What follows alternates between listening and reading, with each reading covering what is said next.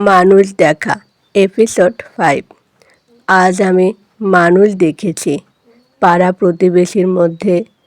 সকালবেলা বের হয়ে দেখেছি রাস্তার ধারে ছোট্ট বুড়ো দাদা বসে আছেন, হাতের মধ্যে চেয়ারে শক্ত হয়ে ধরা একটি পুরনো ব্যাগ। কে যেন তাকে লক্ষ্য করে দেখলে হেসে দেয়, কিন্তু আজ দেখলাম হাসিটা ফাঁকা নয়, মনে যেন ইতিহাস জমা আছে। আমি কাছে গেলাম। কেমন আছেন? দাদা হালকা করে মাথা নেড়ে বললেন, ভালো। ভালো, কিন্তু চোখে একটি শূন্যতা। আমি কিছু বলিনি, তিনি বললেন না। কিছুক্ষণের নীরবতা।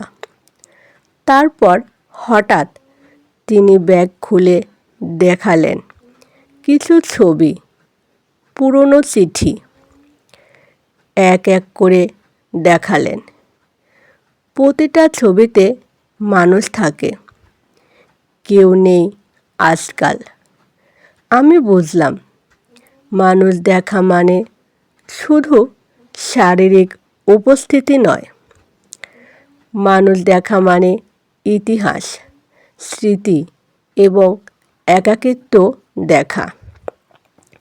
আমি সেখানে বসে গেলাম। কেউ না বললেও আমরা জানি, কথা ছাড়া মানুষও অনেক কিছু বোঝাতে পারে। দাদা চা খেতে খেতে বললেন, আজও কেউ আসে না, তবে বসি, শুধু বসি। আমি চুপচাপ চেয়েছি।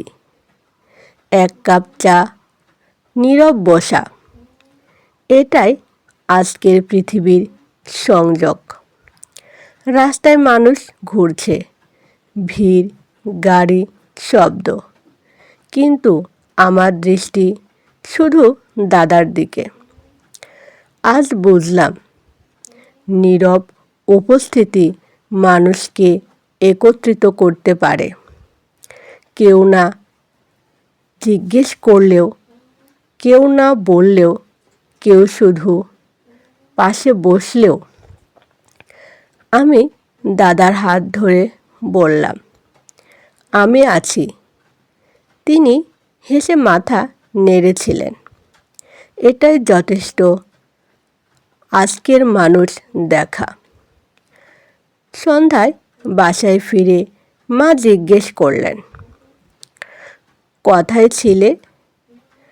আমি শুধু বললাম, মানুষ দেখেছি। মা হেসে বললেন, কেউ এমন দেখার যোগ্য? আমি জানি, হ্যাঁ, আজ আমি শিখেছি মানুষ দেখা মানে দূরের কাউকে না, দেখার চেয়ে কাছের বা পাশের মানুষটাকে সত্যি করে দেখা।